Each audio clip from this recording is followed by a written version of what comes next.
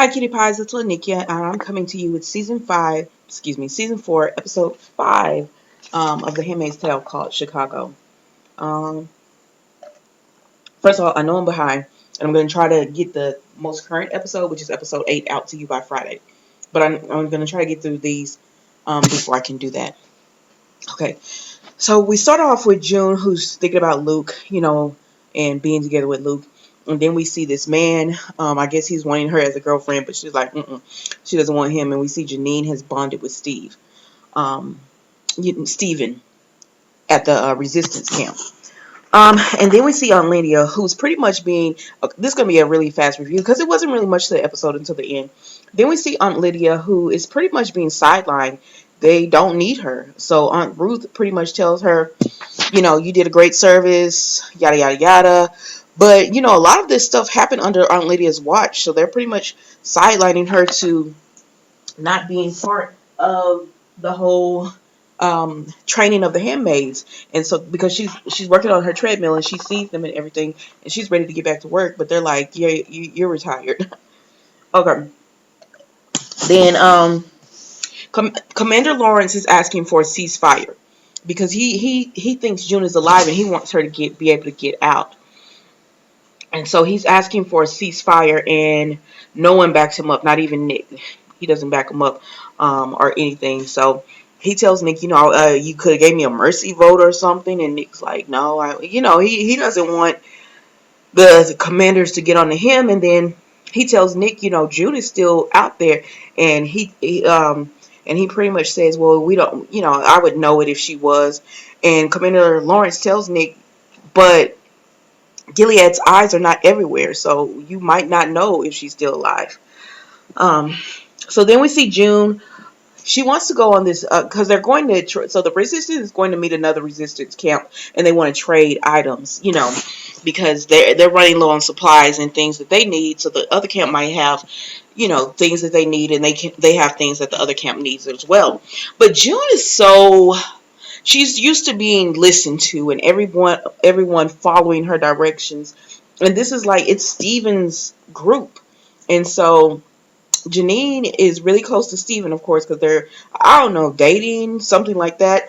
And so at first he tells June no, she can't go, which I guess June is just like another man telling me what I can and cannot do, it, which it is. But so then she finally decides that Janine tells him, I think you should let June go. She got whole children off to Gilead. She's done things, so she could be of assistance for you while you're doing this. And so he finally agrees because, he has a soft spot for Janine. Okay, so then we see that June. So they go and try to trade stuff, but something happens. Like the people are on the ground, and so they go in to hide. They go in to hide away, and this is June and the Stephen and Janine and all them. Well, as they're going to do this, as they're hiding, there's an opportunity for him to take out some of the soldiers from Gilead and everything, but he's like, no. And June is like, why are we waiting? Let's go. And he was like, so after the soldiers leave, he tells her, don't do that again. Like, you're thinking about, I want to kill soldiers. This is not about killing these soldiers. It's about, if we do that, then Gilead will be like, oh, so they're in this area, and then they'll be coming looking for us, and they could easily find us because they're not that far from where they typically are. But June is all on this. June just does stuff, and she doesn't think about consequences or anyone else. She just does things, and so it annoys him. And Janine tries to tell her, like, just chill out. He's been over this. Like, just fall in line because you're going to move on. So just fall in line. So anyways, they make it to the other place to be able to trade. And Janine is telling June how she really does like Steven. And she sees this Cubs hat and she's like, oh, I should get it for him. So they trade their cloaks. June is saying she's looking out for Janine, but Janine is like, this is consensual. Like, he's not forcing me to do anything. I want to be, like, it's a little piece of happiness for her. And she's like, just leave me alone, leave me alone and let me be happy or whatever, Okay, Okay, so we see Aunt Lydia go to Commander Lawrence, and she tells him, like, I know you did the black market. I know you helped of Joseph. I know you've done all of this. And he's like, okay. What else you got? And she was like, excuse me? And it was pretty much like, if you got all that dirt on me, then I know you have other dirt on the other commanders. So tell me what you have on them. Because she's blackmailing him because she wants to be reinstated. But he says, it does nothing for, like, I can't reinstate you when I don't have a seat at the table. So give me the dirt that you have, and then I can get a seat at the table. And so she was like, oh, I'll think about it. Knowing she's going to do it because she wants to be in control of the handmaids again.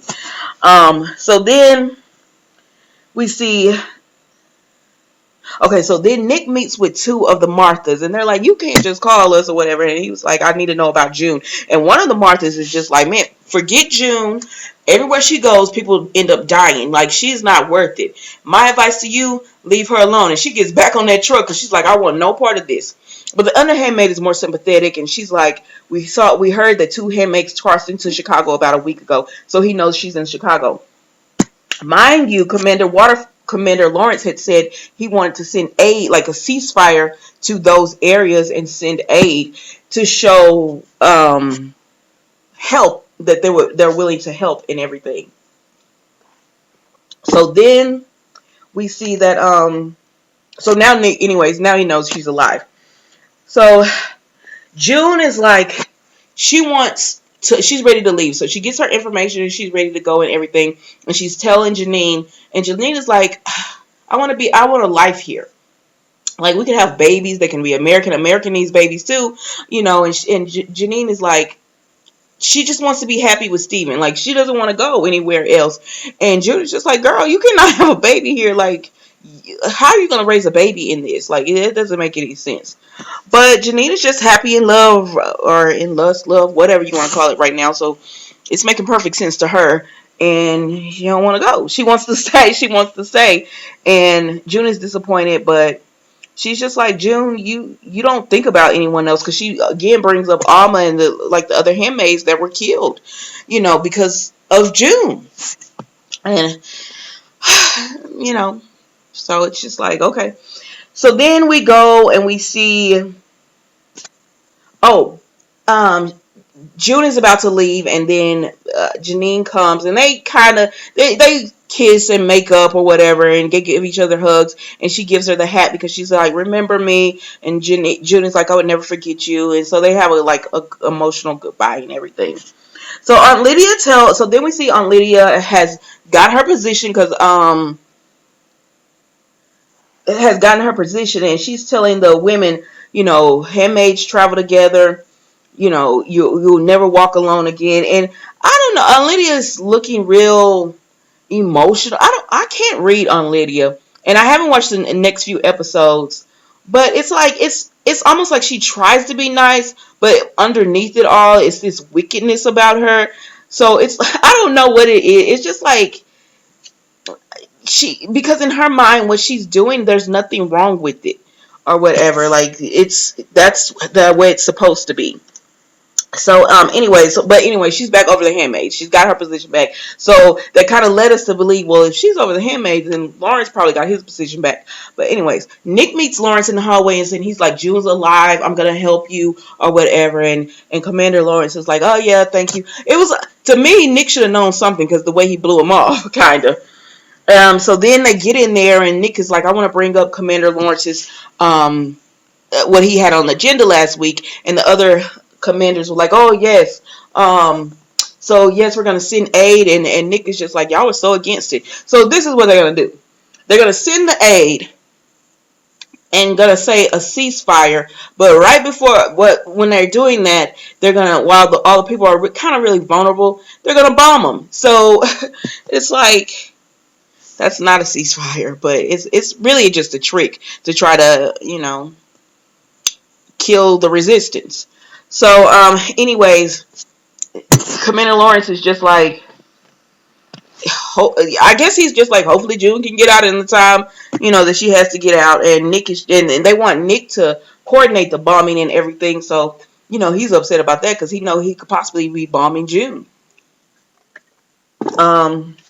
So then we see June is walking. And I'm like, girl, why are you walking down the street? Like, she's walking down the middle of the street. I didn't understand it. Like, all these other times y'all had to hide out and do stuff, and now you're just going to... Anyways, so she hears something in the back, and she goes and ducks up under a car.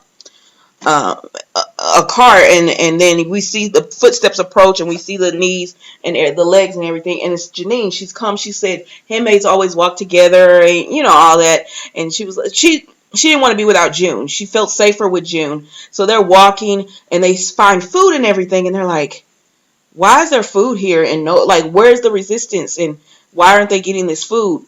And so Janine was like, maybe somebody's looking out for us. So she's trying to start packing the food up.